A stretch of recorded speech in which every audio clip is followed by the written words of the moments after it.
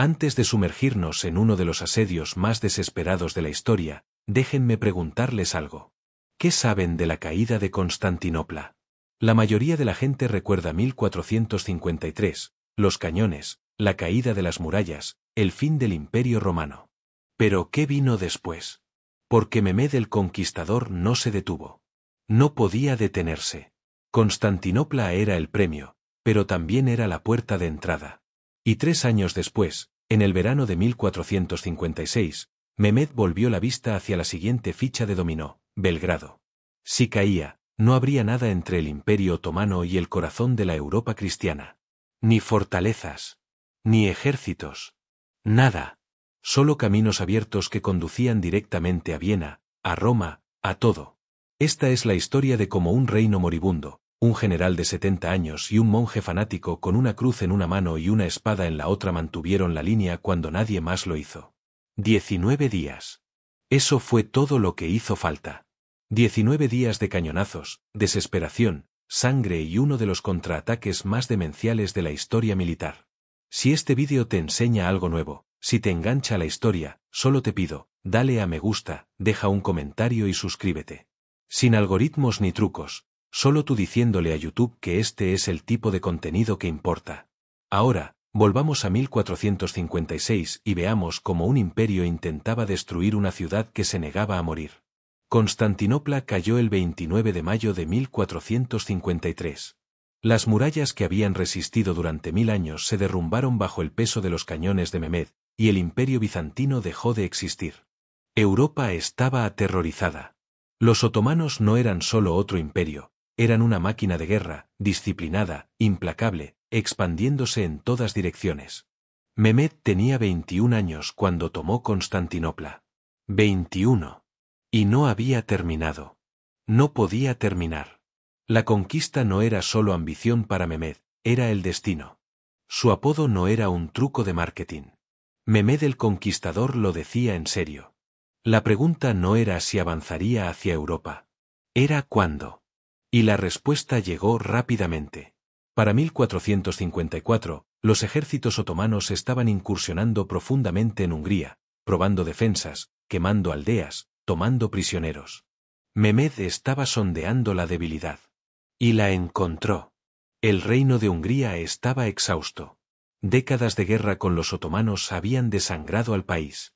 El rey Ladislao V era un adolescente, de apenas 16 años, inexperto, más preocupado por la política interna que por las amenazas externas. Su corte estaba dominada por facciones rivales, nobles que luchaban por tierras y títulos, mientras la amenaza otomana crecía día a día. La nobleza húngara estaba dividida, egoísta, más centrada en sus propiedades que en la supervivencia del reino. No había unidad. No había una defensa coordinada. No había un ejército permanente listo para afrontar lo que se avecinaba. Las arcas estaban vacías. Las fortalezas estaban desprovistas de personal. El reino se pudría desde dentro mientras un imperio golpeaba las puertas. Pero había un hombre. Juan Hunyadi. Si no conoces ese nombre, deberías. Hunyadi nació alrededor de 1406, hijo de un noble valaco al que se le habían concedido tierras en Transilvania. Sus orígenes eran humildes en comparación con los grandes magnates de Hungría, pero Hunyadi no heredó su reputación. Se la ganó. Batalla tras batalla. Victoria tras victoria. Durante 30 años, luchó contra los otomanos. No como rey o emperador, sino como general, gobernador militar, un hombre que comprendió que la supervivencia de la Europa cristiana dependía de mantener la línea en los Balcanes. Había ganado la batalla de Yalomia en 1442, aplastando una fuerza otomana que lo superaba en número. Lideró la larga campaña, adentrándose en territorio otomano, tomando ciudades, destrozando ejércitos, demostrando que los turcos podían ser derrotados. Había luchado en Varna en 1444, una de las batallas más sangrientas del siglo, donde el rey Vladislao III de Polonia y Hungría fue asesinado y el ejército húngaro fue casi destruido. Hunyadi sobrevivió. Siempre sobrevivía. Y siempre regresaba. Había luchado en la segunda batalla de Kosovo en 1448, otro desastre, otra derrota, pero Hunyadi escapó, se reagrupó y siguió luchando. Para 1456, tenía 70 años. Su cabello era blanco. Su cuerpo se estaba desmoronando. Sufría de gota, fiebres, dolor crónico. Pero su mente era aguda y su voluntad de hierro. Hunyadi sabía lo que venía. Había estado observando a Mehmed durante años, rastreando los movimientos de los ejércitos otomanos, leyendo los informes de exploradores y espías. Sabía que Constantinopla había sido el principio, no el final. Y sabía que Belgrado era el siguiente. Hunyadi comprendía algo que la mayoría de los líderes europeos desconocían: la geografía era el destino. Hablemos de por qué Belgrado era tan importante. La ciudad se encuentra en la confluencia de dos ríos, el Danubio y el Sava. El Danubio es uno de los grandes ríos de Europa, fluyendo desde Alemania a través de Austria, Hungría y los Balcanes antes de desembocar en el Mar Negro. Controlar el Danubio significa controlar el comercio, el transporte y el movimiento militar en media Europa. El Sava fluye desde el oeste, a través de las actuales Eslovenia y Croacia, y se une al Danubio en Belgrado. Juntos, estos ríos formaban un foso natural alrededor de la ciudad por dos lados. Al norte, el Danubio. Al oeste, el Sava. Al sur y al este, tierra, pero tierra que ya estaba bajo control otomano. Belgrado era una fortaleza por diseño, construida en un terreno elevado con vistas a los ríos, con gruesas murallas medievales, torres, puertas y una ciudadela en el centro. Pero más que eso, Belgrado era un cuello de botella. Si los otomanos la tomaban, controlarían el sistema fluvial. Podrían movilizar ejércitos por barco, sorteando las fortalezas húngaras y adentrándose en el corazón del país sin tener que luchar en cada castillo y ciudad del camino. Podrían abastecer a sus fuerzas indefinidamente, utilizando los ríos como autopistas. Y lo más importante, romperían la barrera psicológica. Belgrado era el símbolo de la resistencia cristiana en los Balcanes. Si caía, otras ciudades se rendirían sin luchar. Las fichas de dominó caerían. Mehmed lo comprendía. Hunyadi también. Por eso ambos sabían que este asedio lo decidiría todo. A principios de 1456, los otomanos comenzaron a reunir sus fuerzas. No se trataba de una incursión. No se trataba de una expedición punitiva. Mehmed traía consigo todo el peso del imperio. Las fuentes varían en cuanto a las cifras exactas, como suele ocurrir con los ejércitos medievales, pero la mayoría de los historiadores coinciden, entre 60 y 80.000 soldados. Permítanme explicarles qué significaba eso realmente. Primero, los genízaros. Se trataba de la infantería de élite del ejército otomano, reclutados de niños a través del sistema de Psirme, convertidos al Islam, entrenados desde la infancia en la disciplina militar y el combate. Eran soldados profesionales en una época en la que la mayoría de los ejércitos aún eran levas feudales y milicias a tiempo parcial. Vestían uniformes distintivos, portaban arcabuces de mecha y espadas, luchaban en formaciones cerradas y nunca rompían filas. Eran fanáticamente leales al sultán y eran terriblemente efectivos. Mehmed trajo a miles de ellos a Belgrado. Luego estaban los sipay, la caballería pesada otomana. Estos eran los guerreros feudales del imperio, a quienes se les otorgaban tierras a cambio de servicio militar, jinetes con armadura capaces de cargar a través de las líneas de infantería y abatir a los enemigos que huían.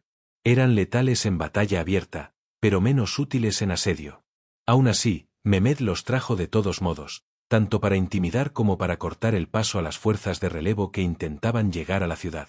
Además de los soldados profesionales, había decenas de miles de irregulares, azaps y ang, tropas ligeramente armadas utilizadas para escaramuzas, incursiones y reforzamiento de las filas durante los asaltos. Y luego estaban los obreros, ingenieros, zapadores, mineros, herreros, carpinteros, todo el personal de apoyo necesario para dirigir una operación de asedio masiva. Pero el verdadero terror provenía de los cañones. Mehmed había aprendido el poder de la artillería en Constantinopla. Había contratado a Urbano, un fundador de cañones húngaro que primero ofreció sus servicios a los bizantinos, pero fue rechazado por falta de recursos, y luego recurrió a Mehmed, quien le pagó una fortuna para construir los cañones más grandes del mundo.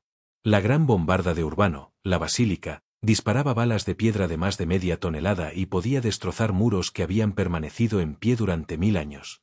El propio Urbano murió durante el asedio de Constantinopla, pero su legado perduró. El cuerpo de artillería de Mehmed se había convertido en el más avanzado del mundo. Para Belgrado, trajo docenas de cañones, desde pequeñas piezas de campaña hasta enormes cañones de asedio que requerían yuntas de bueyes para su desplazamiento. No eran simples armas. Eran dispositivos de terror psicológico. El solo sonido, el profundo y estremecedor estallido, el silbido de una bola de piedra al atravesar el aire, el estallido explosivo al impactar contra la piedra, todo estaba diseñado para quebrantar la voluntad de los defensores incluso antes de que la infantería atacara. Las fortificaciones medievales se construían para resistir torres de asedio, arietes y catapultas.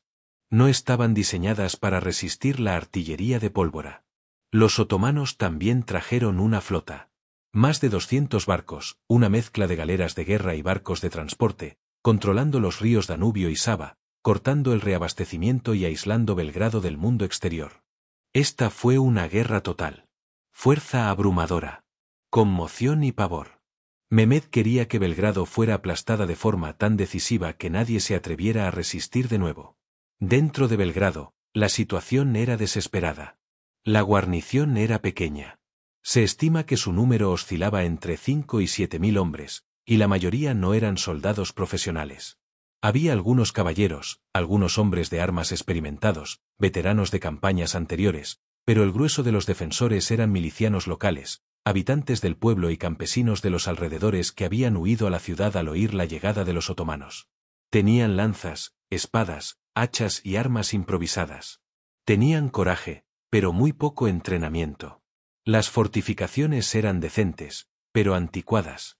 Las murallas de Belgrado eran medievales, construidas al estilo de los siglos XIII y XIV, gruesas murallas de piedra con torres espaciadas a intervalos regulares, puertas reforzadas con hierro y una ciudadela en el centro como defensa de última hora. Pero estas murallas no estaban diseñadas para resistir el fuego de cañón. Carecían de bastiones angulares para desviar los disparos, y de refuerzos de tierra para absorber el impacto de la artillería pesada.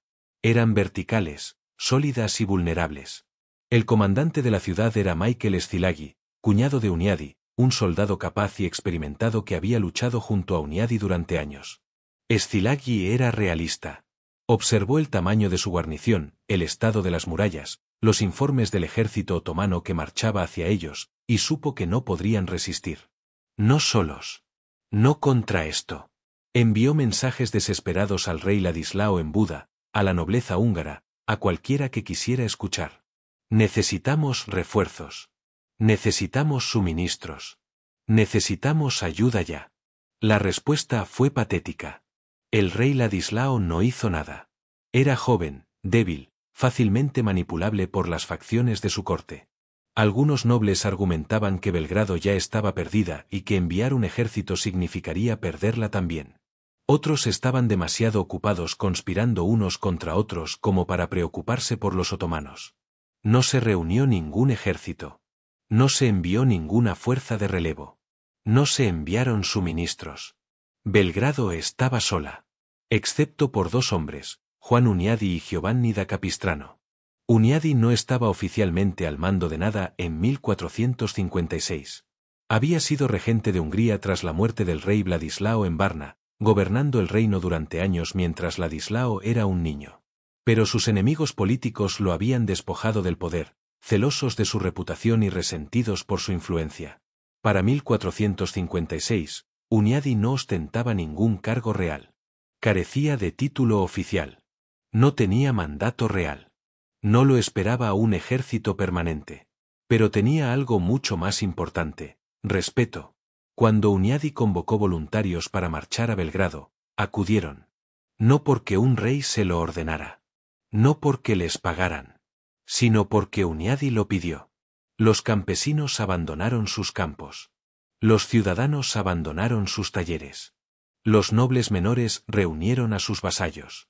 Venían de Transilvania, de Hungría, de las regiones fronterizas que llevaban décadas desangrándose bajo las incursiones otomanas. Vinieron porque creían en Hunyadi. Vinieron porque él nunca los había abandonado. Reunió quizás 15.000 hombres. Algunas fuentes dicen más, otras menos, pero la cantidad en realidad no importa. Lo que importaba era que eran casi completamente inexpertos. La mayoría nunca había luchado en una batalla real. Carecían de armadura, armas estandarizadas y disciplina militar. Eran una turba. pero una turba que se negaba a rendirse. Y Hunyadi sabía cómo utilizarlos. Giovanni da Capistrano tenía 70 años, era un fraile franciscano que había dedicado la mayor parte de su vida a predicar e inquisidor. Había nacido en Italia en 1386, había estudiado derecho, había sido juez, había sido encarcelado durante una guerra local, y en un momento de despertar religioso, abandonó su carrera, se unió a la orden franciscana y dedicó su vida a la predicación. Y se le daba bien. Realmente bien. Capistrano viajó por toda Europa, pronunciando sermones que atraían a miles de personas, exigiendo reformas morales, atacando la herejía y, cada vez más, llamando a una cruzada contra los otomanos. Tras la caída de Constantinopla, Capistrano se obsesionó con la idea de una guerra santa. Predicó en Alemania, Polonia y Hungría, diciendo a todo el que quisiera escucharlo que los otomanos eran enemigos de Cristo, el azote de Dios, la oscuridad que debía ser rechazada. Y miles le creyeron. Capistrano no parecía un guerrero. Era bajo, delgado, frágil, enfermizo, con el cuerpo desgastado por años de ayuno y viajes. Pero cuando hablaba, la gente lo escuchaba. Su voz se transmitía. Sus palabras ardían. Declaró que la defensa de Belgrado era una misión sagrada, una prueba de fe, una oportunidad para luchar por Dios y la cristiandad. Y los hombres lo siguieron. Capistrano reunió su propio ejército, separado del de Hunyadi, una fuerza variopinto de campesinos, artesanos, agricultores, gente sin entrenamiento militar pero con una convicción absoluta. Llevaban cruces, estandartes con él. Nombre de Jesús bordado en oro, armas improvisadas, garrotes, herramientas agrícolas, lo que encontraban. Los historiadores los llaman cruzados, pero eso los hace parecer más organizados de lo que eran. Eran fanáticos. Creyentes. Hombres desesperados dispuestos a morir porque un monje de 70 años les dijo que Dios lo exigía. Capistrano y Hunyadi unieron fuerzas. Fue una extraña alianza. Un general pragmático que había dedicado su vida al estudio de tácticas, logística y estrategia, y un fanático religioso sin experiencia militar, pero con una fe inquebrantable. Pero funcionó porque ambos entendían una cosa: si Belgrado caía, todo caía. No habría segunda línea de defensa. Ninguna posición de repliegue. Era aquí o en ninguna parte. El 4 de julio de 1456, el ejército de Mehmed llegó a Belgrado. Los otomanos no perdieron el tiempo.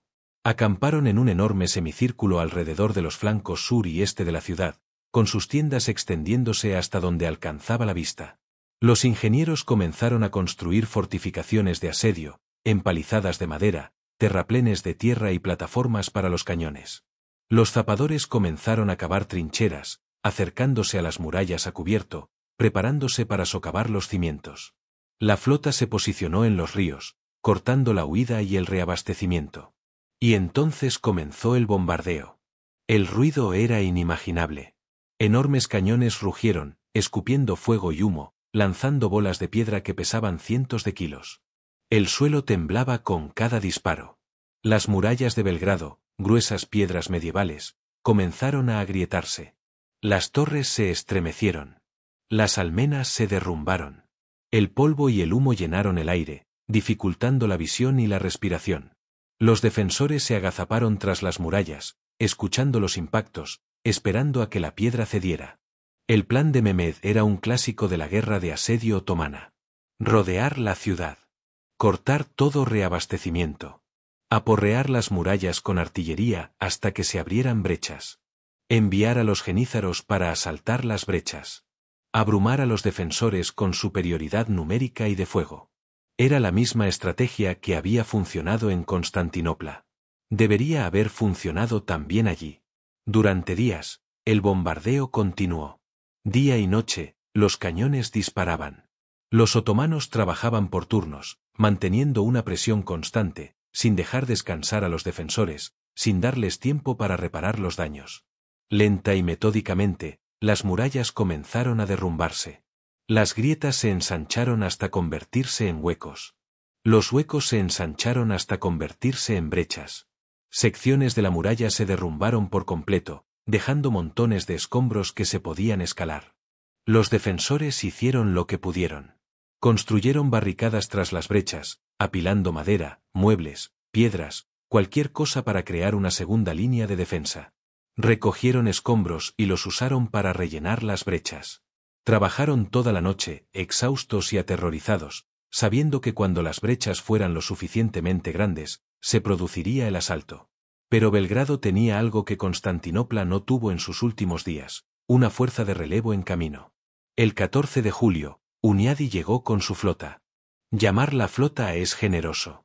Era un conjunto de barcos fluviales, barcazas requisadas, barcos pesqueros, cualquier cosa que pudiera flotar y transportar hombres o suministros. Pero Hunyadi los había cargado con soldados, armas, alimentos, pólvora, todo lo que los defensores necesitaban. Y se disponía a abrirse paso a través del bloqueo otomano. La flota otomana esperaba, más de 200 galeras de guerra alineadas en el Danubio, bloqueando el río, con sus comandantes confiados en que ninguna fuerza cristiana podría abrirse paso. Se equivocaron. La flotilla de Hunyadi bajó río abajo por la tarde, moviéndose rápido, aprovechando la corriente. Los otomanos se movieron para interceptarlos, sus galeras remando para formar una línea, arqueros y artilleros listos para disparar. Y entonces las dos flotas chocaron. Fue un caos. Los barcos chocaban entre sí, los garfios volaban, los hombres saltaban por las cubiertas, luchando cuerpo a cuerpo. Las flechas llenaban el aire. Se oían disparos. Los barcos se incendiaban. Los hombres se ahogaban. Hunyadi estaba en el centro del ataque, dirigiendo el ataque. Su barco embistió una galera otomana, sus hombres abordaron y abatieron a la tripulación. Otros barcos cristianos lo siguieron, destrozando la línea, abrumando a los otomanos con una agresividad brutal. La flota otomana intentó reagruparse, pero Hunyadi no les dio tiempo. Siguió presionando, atacando, avanzando. Al anochecer, el bloqueo otomano se rompió. Hunyadi navegó hacia Belgrado con suministros, refuerzos, y lo más importante, esperanza. La ciudad ya no estaba sola. Cuando la guarnición vio llegar los barcos de Hunyadi, vitoreó. Los hombres lloraron. Se habían estado preparando para morir, y ahora, de repente, tenían una oportunidad. Hunyadi no perdió el tiempo. Descargó suministros, reforzó las defensas, organizó la guarnición y envió mensajeros a Capistrano, que estaba acampado fuera de la ciudad con su ejército cruzado, diciéndole que mantuviera su posición y estuviera listo para moverse. Mehmed estaba furioso. El bloqueo se había roto. Su cronograma se había alterado. Los defensores habían recibido refuerzos. Pero no se retiró. No lo reconsideró. Redobló sus esfuerzos. Se desplegaron más cañones. El bombardeo se intensificó. Los ingenieros otomanos trabajaban sin descanso, construyendo torres de asedio, rampas de asalto y escalas. Mehmed quería acabar con esto. A finales de julio, las murallas estaban en ruinas. Se habían abierto múltiples brechas, amplios huecos donde la piedra se había derrumbado, dejando montones de escombros que la infantería atacante podía escalar. Los comandantes otomanos recorrieron el perímetro, estudiando las defensas, identificando los puntos débiles y planeando el asalto. Y entonces, el 21 de julio, Mehmed dio la orden. Al amanecer, comenzó el ataque. Miles de soldados otomanos avanzaron en tropel, oleada tras oleada, trepando por los escombros, abriéndose paso a través de las brechas y abriéndose paso hacia la ciudad. Los genízaros lideraron el asalto, disciplinados, implacables, avanzando en formaciones cerradas, con sus oficiales gritando órdenes, manteniéndolos unidos incluso mientras los defensores cristianos les lanzaban todo lo que tenían. Flechas, piedras, agua hirviendo, cualquier cosa. Los genízaros no se detuvieron. Treparon por los escombros. Abrieron paso a través de las barricadas. Lucharon cuerpo a cuerpo en las estrechas calles tras las murallas. Tras ellos venían los irregulares, miles de azaps y ang, inundando las brechas, abrumando a los defensores con su gran número. La lucha fue brutal. Sin líneas definidas. Sin formaciones organizadas. Solo caos, sangre y desesperación. Hunyadi estaba en todas partes. Iba de brecha en brecha, reuniendo a los defensores, liderando contraataques, luchando entre los escombros con una espada en la mano. A sus 70 años, enfermo y exhausto, se negaba a quedarse en la retaguardia. No podía. La defensa se derrumbaba. Sectores de la ciudad estaban invadidos. Banderas otomanas estaban plantadas en las murallas. Los genízaros se adentraban cada vez más en las calles. Parecía que Belgrado caería. Capistrano estaba en las murallas, sosteniendo una cruz, gritando oraciones, intentando inspirar a los hombres. Que se desplomaban, que corrían, que estaban listos para rendirse. Les gritó, los llamó cobardes, les dijo que Dios los observaba, les dijo que este era su momento de redención. Y de alguna manera, increíblemente, algunos de ellos escucharon. Algunos dejaron de correr. Algunos dieron media vuelta y volvieron a la lucha. Hunyadi lanzó un contraataque desesperado. Reunió todas sus reservas, a todos los hombres que aún podían sostener un arma, y los lanzó contra los genízaros que se habían adentrado más en la ciudad. Fue temerario. Fue brutal. Era la única opción. Los dos bandos chocaron en las calles, apuñalándose, golpeándose, arañándose. Sin estrategia. Sin tácticas. Solo violencia cruda y desesperada. Y lentamente, paso a paso sangriento, los otomanos fueron repelidos. Los genízaros lucharon con más ahínco que cualquier tropa a la que Hunyadi se hubiera enfrentado jamás, pero estaban cansados, se encontraban en terreno desconocido y eran atacados por todos lados. Los irregulares que los seguían comenzaron a flaquear. Algunos se dispersaron y huyeron. Otros fueron aislados y rodeados. Al mediodía, el asalto otomano flaqueaba. Hunyadi siguió presionando. Retomó las brechas. Hizo retroceder a los otomanos sobre los escombros, fuera de las murallas. Al caer la tarde, el ataque había fracasado. Los otomanos se retiraron, arrastrando a sus heridos, dejando a sus muertos amontonados en las brechas. Mehmed observaba desde su tienda de mando, furioso, humillado. Sus mejores tropas habían sido repelidas. Pero él no había terminado. Lo intentaría de nuevo.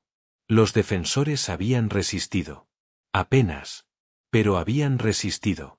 Esa noche, en Belgrado, el agotamiento era total.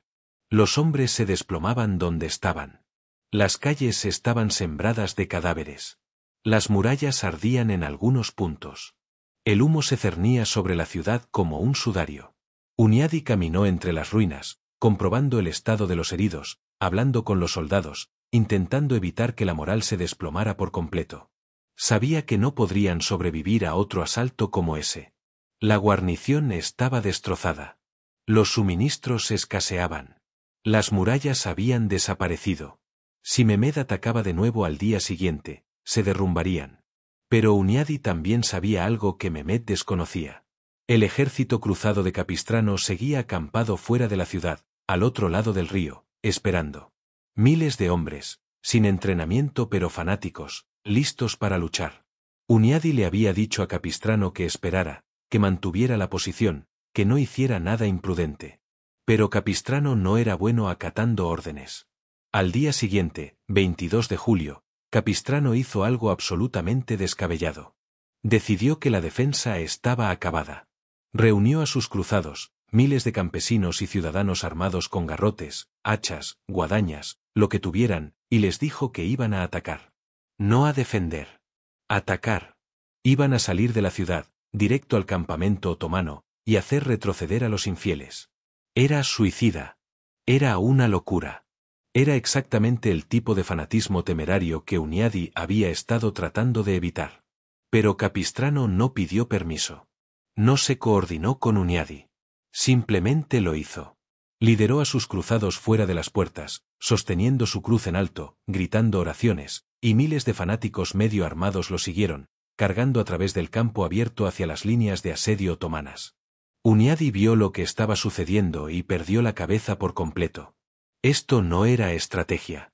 Esto no era táctica. Esto era un suicidio colectivo. Capistrano iba a conseguir que él y miles de hombres murieran, y no había nada que Hunyadi pudiera hacer para detenerlo. Excepto seguirlo. Porque si no lo hacía, los cruzados de Capistrano morirían solos. Así que Hunyadi hizo lo único que pudo. Reunió a todos los soldados que le quedaban, los organizó en una fuerza de combate adecuada y cargó contra Capistrano. Lo que sucedió a continuación fue una de las batallas más caóticas, improbables y decisivas de la historia medieval. Los cruzados de Capistrano se estrellaron contra las líneas de asedio otomanas como una avalancha humana. No lucharon con disciplina. No lucharon con táctica. Lucharon con una agresividad pura y demencial. No les importaban las formaciones. No les importaba la defensa. Simplemente siguieron avanzando, gritando, blandiendo sus armas, lanzándose contra los soldados otomanos. Los otomanos fueron tomados completamente por sorpresa. Se habían estado preparando para otro asalto de asedio, desplegando artillería, organizando su infantería, esperando que los cristianos se quedaran tras sus murallas y defendieran. No estaban preparados para un contraataque repentino y masivo. Su campamento estaba en desorden. Sus cañones no estaban posicionados para la defensa. Los soldados estaban dispersos, algunos comiendo, otros descansando, otros trabajando en equipo de asedio. Y entonces miles de cruzados gritando estaban entre ellos, destrozando tiendas, atacando carros de suministros, provocando incendios. Era el caos. Los genízaros intentaron reagruparse, formando líneas defensivas, pero los hombres de Capistrano no se detuvieron. Chocaron contra los genízaros, murieron por docenas y siguieron avanzando. Y entonces los soldados entrenados de Hunyadi los atacaron. Hunyadi había organizado a sus hombres en formaciones disciplinadas, caballería e infantería trabajando juntas, aprovechando el caos, cortando las líneas de suministro otomanas, atacando puestos de mando, convirtiendo el campamento otomano en un matadero. Mehmed intentó reanimar a sus tropas. Él mismo entró en la batalla, gritando órdenes, intentando restablecer el orden, pero sus soldados estaban presas del pánico. El campamento ardía. Las fuerzas cristianas estaban por todas partes. Y entonces ocurrió lo impensable. El propio Mehmed resultó herido. Los relatos varían sobre cómo sucedió exactamente. Algunas fuentes dicen que una flecha lo alcanzó en la pierna. Otras dicen que fue herido por una lanza o una espada durante un combate cuerpo a cuerpo. Sea como fuere, el sultán del Imperio Otomano, el conquistador de Constantinopla, el hombre que había jurado tomar Belgrado, fue alcanzado y tuvo que ser evacuado del campo de batalla. Sus guardaespaldas lo rodearon, lo retuvieron y lo llevaron a un lugar seguro. Y cuando las tropas otomanas vieron que se llevaban a su sultán, sangrando, posiblemente moribundo, la moral se derrumbó. El pánico se extendió como la pólvora. Las unidades se desintegraron. Los hombres arrojaron sus armas y huyeron. La retirada se convirtió en una desbandada. Los soldados se pisotearon intentando escapar. Las fuerzas cristianas los persiguieron, aniquilando a los otomanos que huían, capturando prisioneros y apoderándose de suministros. Hunyadi mantuvo a sus hombres organizados, avanzando, expulsando a los otomanos de la ciudad, de sus fortificaciones de asedio, de sus cañones. Al final del día, el ejército otomano estaba en plena retirada. El asedio había terminado. Belgrado había resistido. La victoria fue total, impactante y catastrófica para los otomanos. Se estima que perdieron entre 20 y 30.000 hombres, incluyendo miles de genízaros de élite, los soldados mejor entrenados del imperio, veteranos irreemplazables que habían luchado en docenas de campañas. Los grandes cañones de Mehmed, las mismas armas que habían destrozado las murallas de Constantinopla, fueron abandonados en la retirada. Las fuerzas cristianas los capturaron, junto con cientos de carros de suministros, armas, tiendas de campaña, estandartes, todo lo que los otomanos dejaron atrás en su pánico. Fue la primera gran derrota otomana desde la caída de Constantinopla. Y lo cambió todo. El mito de la invencibilidad otomana se hizo añicos. Mehmed el Conquistador, el sultán imparable que había tomado la ciudad más grande del mundo, había sido derrotado por un ejército variopinto de campesinos y un general moribundo. El impacto psicológico fue enorme. En toda Europa, las campanas de las iglesias repicaron en celebración. El Papa Calixto III, quien llevaba años convocando una cruzada, declaró la victoria un milagro, una señal de que Dios no había abandonado a la cristiandad. Ordenó que las campanas de las iglesias sonaran al mediodía todos los días para conmemorar la victoria y llamar a los cristianos a orar por la defensa de Europa. Esta tradición continuó durante siglos en muchos lugares, mucho después de que la mayoría de la gente hubiera olvidado por qué sonaban las campanas. Pero el precio fue brutal. Hunyadi sobrevivió a la batalla, pero contrajo la peste durante el asedio. La enfermedad se había extendido por los campamentos, tanto cristianos como otomanos, prosperando en la suciedad y el hacinamiento del asedio. Hunyadi enfermó a los pocos días de la victoria.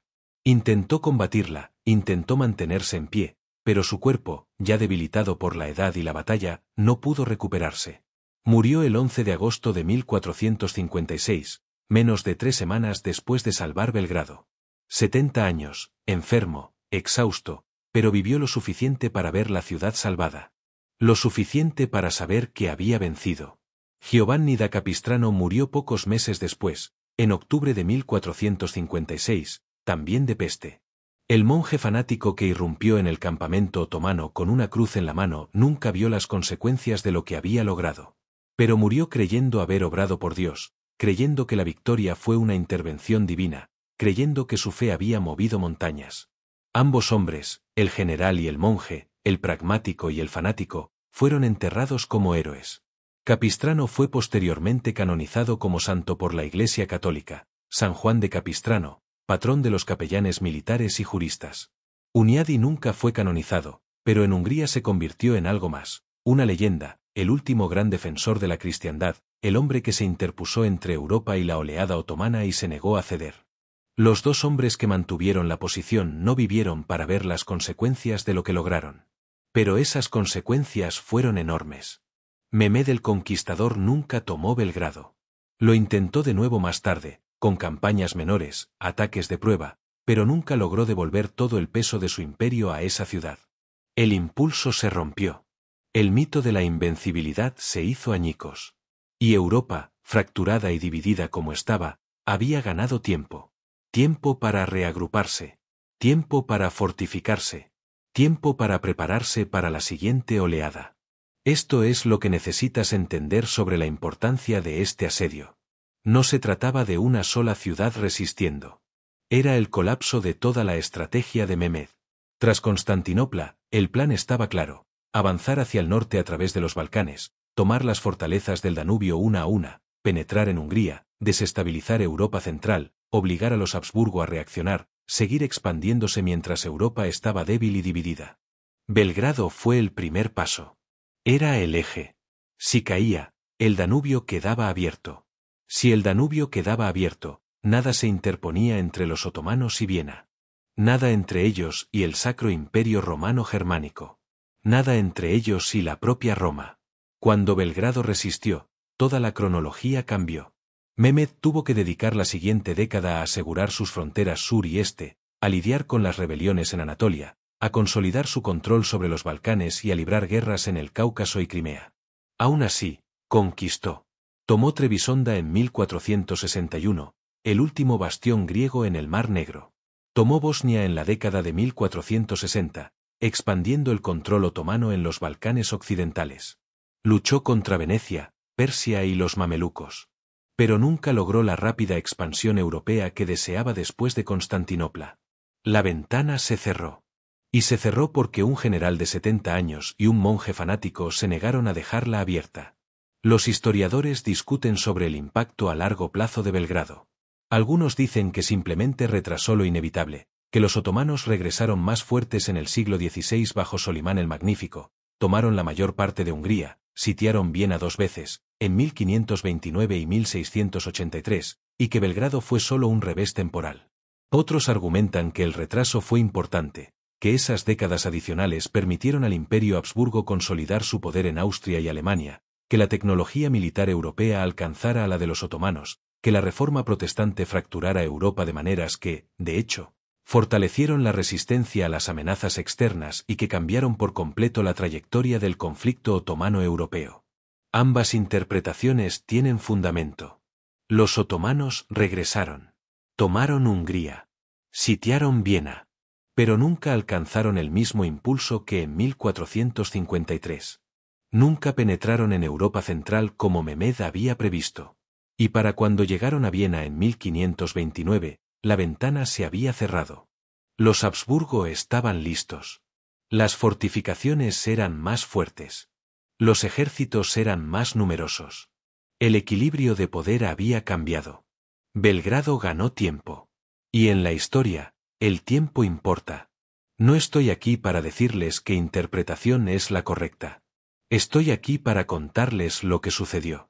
Y lo que sucedió fue esto: en el verano de 1456, cuando el Imperio Otomano estaba en la cima de su poder, cuando Mehmed el Conquistador era considerado imparable, cuando todo observador informado creía que Belgrado estaba condenada, un ejército variopinto de campesinos, voluntarios y un general moribundo controlaba una ciudad que todos creían perdida. Lucharon en brechas, en murallas, entre los escombros de torres derrumbadas. Soportaron 19 días de bombardeos, hambruna, enfermedades y terror. Repelieron un asalto masivo de la mejor infantería del mundo. Y luego, en un acto de valentía temeraria y suicida, lanzaron un contraataque tan descabellado que no debería haber funcionado. Y ganaron. Hablemos de lo que le sucedió a los principales protagonistas tras Belgrado. Mehmed se recuperó de su herida. No puso en peligro su vida y en cuestión de semanas, recuperó el mando. Pero la derrota lo persiguió. Nunca olvidó Belgrado. Nunca perdonó la pérdida. Durante el resto de su reinado, se centró en la expansión en otras direcciones, hacia el sur, hacia Grecia, hacia el este, hacia Anatolia y hacia el oeste, hacia el Adriático. Luchó contra los venecianos durante años, tomando sus colonias en el Egeo. Conquistó el imperio de Trebisonda, el último estado sucesor bizantino. Avanzó hacia Crimea, sometiendo al Kanato de Crimea a vasallaje. Se convirtió en uno de los mayores conquistadores de la historia, expandiendo el imperio otomano hasta su mayor extensión hasta entonces. Pero nunca tomó Hungría. Nunca atravesó la línea del Danubio. Y cuando murió en 1481, a los 49 años, Belgrado seguía en manos cristianas. El rey Ladislao V de Hungría no hizo absolutamente nada durante el asedio. Se quedó en Buda, a salvo tras sus murallas, escuchando las discusiones de sus consejeros y observando cómo Hunyadi salvaba el reino sin el apoyo real. Tras la victoria, Ladislao intentó atribuirse el mérito, emitiendo proclamas, celebrando, actuando como si hubiera liderado la defensa. Nadie se dejó engañar. La nobleza húngara sabía quién los había salvado. Cuando Hunyadi murió de peste, Ladislao vio la oportunidad de eliminar a la familia Hunyadi como una amenaza política. Hizo arrestar a su hijo mayor, Ladislao Hunyadi, bajo falsas acusaciones de traición y lo ejecutó en 1457. Fue un acto cobarde y vengativo, que fracasó estrepitosamente. La nobleza húngara se indignó. La reputación de Ladislao V quedó destruida. Murió ese mismo año, a los 17 años, posiblemente de leucemia, posiblemente envenenado. Nadie lo lloró. El hijo menor de Hunyadi, Matías Corvino, se convirtió finalmente en rey de Hungría en 1458, gobernando durante más de 30 años y convirtiendo a Hungría en uno de los reinos más poderosos de Europa. Nunca olvidó lo que su padre había hecho en Belgrado. Miguel Szilágyi, comandante de la guarnición de Belgrado, sobrevivió al asedio y continuó sirviendo a Hungría durante años.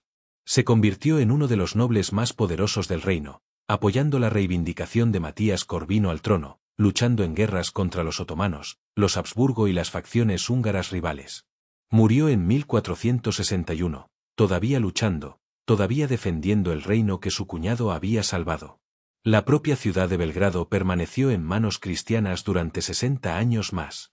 Se convirtió en un símbolo, una fortaleza que había desafiado a los otomanos, un punto de encuentro para la resistencia. Pero en 1521, bajo el sultán Solimán el Magnífico, los otomanos regresaron. Esta vez, no hubo Hunyadi. No hubo Capistrano. No hubo milagro. La ciudad cayó tras un asedio de varias semanas, y los otomanos la mantuvieron durante los 2 siglos siguientes.